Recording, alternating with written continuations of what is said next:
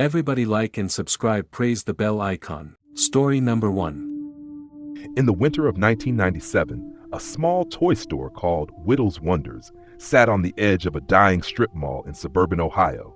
It had a flickering neon sign, dusty windows, and an owner that no one really knew much about.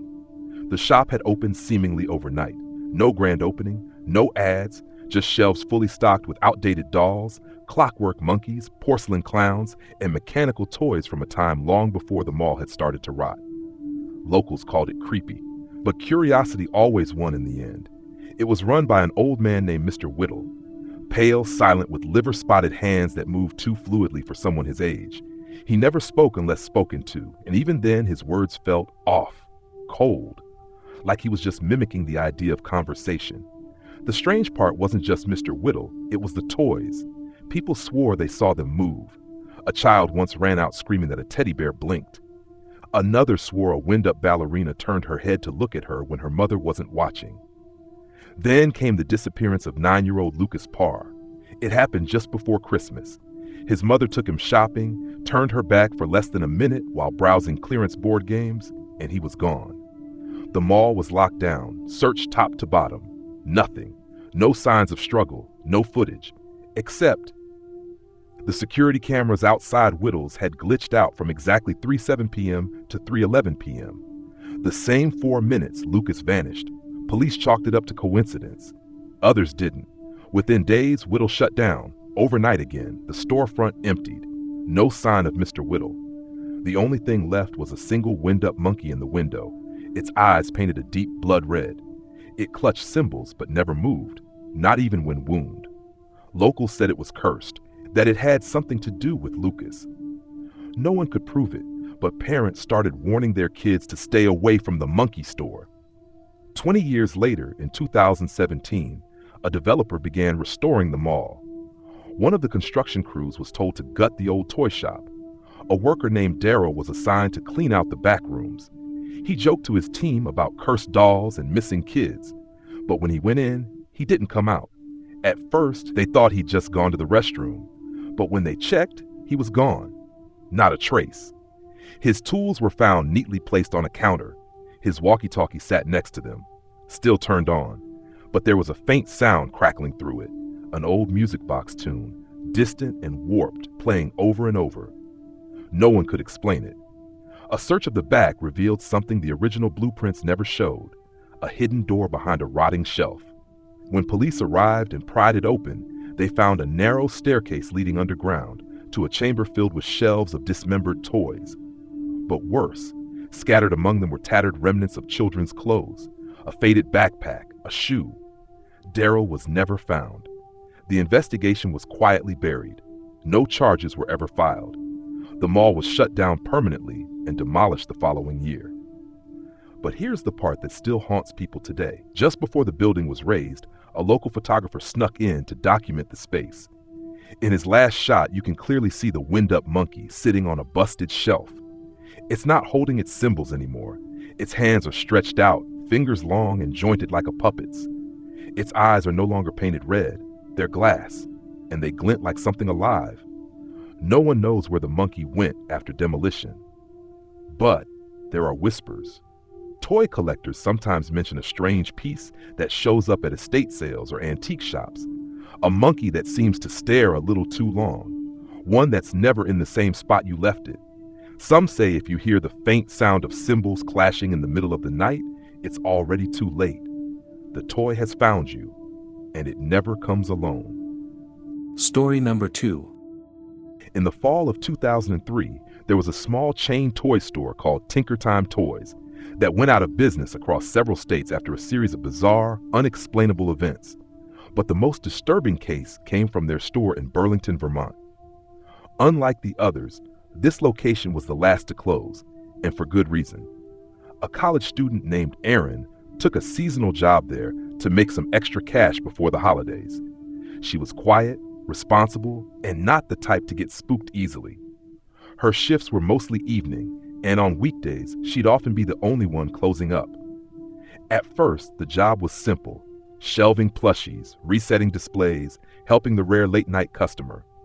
But within 2 weeks, she started to notice strange things after closing time. Toys would be in different places than where she left them. Dolls would be facing the back wall when she swore she'd set them looking forward. Stuffed animals showed up in locked glass cabinets that hadn't been opened in days. One night, she arrived to find the back room flooded with a thick layer of glitter, as if dozens of packages had burst open. There were no footprints, no signs of break-in, and none of the boxes had been touched. She mentioned it to her manager, a man named Dave, who just gave her a tired look and said, "It's just this place. It does things." Then he walked away. A week before Halloween, things escalated. Erin was alone on a Thursday night, restocking action figures. She heard a noise, faint, rhythmic clacking from the back of the store. She followed it, thinking a toy display had turned on. The noise stopped when she entered the aisle, but one of the shelves was empty. A row of retro-style jack-in-the-boxes had all vanished. Confused, she walked toward the stock room to check inventory. That's when the lights flickered and the back door slammed shut. She ran to open it but found it locked. The key was on her lanyard, but it snapped right off in the lock. The clacking started again, faster, closer, echoing now from every corner of the store. When she turned around, the jack-in-the-boxes were all lined up on the floor behind her, 7 of them, slowly winding themselves. One by one, they popped open. What came out wasn't a clown. They were crude, doll-like heads, pale and cracked like old porcelain. Their eyes were hollow, but their mouths moved. Not open and shut, moved, whispering. She couldn't make out the words, but the sound was like paper tearing underwater. One box tipped itself over and began crawling toward her with jerky, puppet-like limbs. Erin fled, breaking a side window to escape. When the police arrived, they found the store empty and pristine. No broken toys, no glass on the floor, no signs of forced entry or exit. The window Erin claimed to have broken was perfectly intact. But the officer who took her statement later told his partner something strange. When he walked past the toy aisle, he heard a faint cranking noise and saw a single jack-in-the-box on the shelf slowly turning on its own. He never went back. Tinker Time Toys shut down 2 days later, the location permanently sealed. But the weirdest part? A new toy shop opened in the same spot just 6 months later under a new name and owner. They swore it was a fresh business. But a former employee from the original store drove by, curious, and saw the jack-in-the-boxes in the window, the exact ones, same cracked paint, same crooked smiles. She didn't stop the car. She didn't look back. She just kept driving. Because some stores don't change. They just wait. Story number 3. In 2011, a small independently owned toy store called Grin and Giggles opened in the basement of an old building in Salem, Massachusetts. It catered to a niche crowd, vintage toys, handmade puppets, wax dolls, wooden marionettes, and the kind of items you'd expect in a Victorian nursery, not a modern shop. The owner, Meredith Vale, was an eccentric woman in her 60s who wore lace gloves and refused to install overhead lights. The store was always dim, lit only by hanging lamps and old glass lanterns. Locals said it had charm, but it always felt wrong, like you weren't supposed to be there after dark. The store didn't do much business, but it stayed open somehow. Rumor had it that Vale came from money. She barely advertised, except for the odd hand-drawn flyer pinned to coffee shop bulletin boards with phrases like, "Toys that remember you." People brushed it off as weird marketing. Then came the disappearances, not of children, of adults. The first was a local poet named Simon, who had come in looking for an antique doll as a gift for his niece. A friend said he went inside and never came back out. Police investigated, found nothing suspicious. Meredith Vale was calm and cooperative. There were no cameras, no evidence of foul play. Just an odd note left on the counter in Simon's handwriting. She said I looked like the one they lost. A few months later, it was a woman named Petra, a tourist browsing shops with her fiancé. He stepped into the bookstore next door for 5 minutes, came back, and she was gone. Her purse was found on the floor of Grin and Giggles, but nothing else. Meredith simply told police, "She must have left while I was in the back." But Petra's fiancé insisted she never stepped outside. It became local legend, urban folklore. "Don't go in alone," people would joke, half serious. Some claimed you could hear laughter from the basement after hours.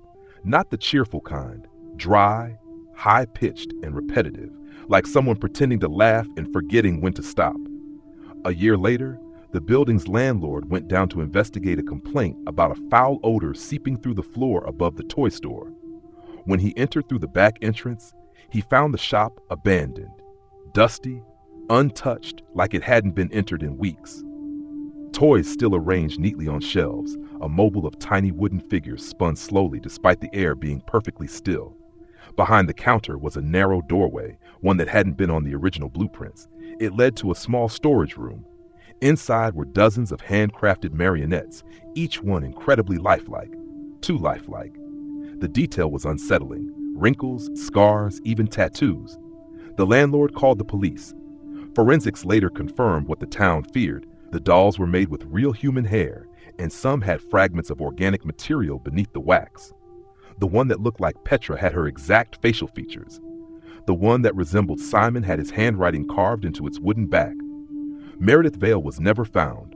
No traces of her, no bank activity, no sightings. She vanished without a trace. The store was sealed, and the building eventually condemned after tenants above reported the sound of music boxes playing in the middle of the night. No source was ever found.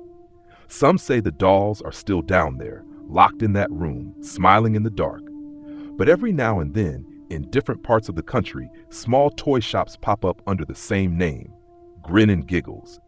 They never stay open long, just long enough for someone to vanish. And if you ever see a flyer that says, "Toys that remember you," don't walk in. Because some toys aren't made to be played with. They're made to replace you.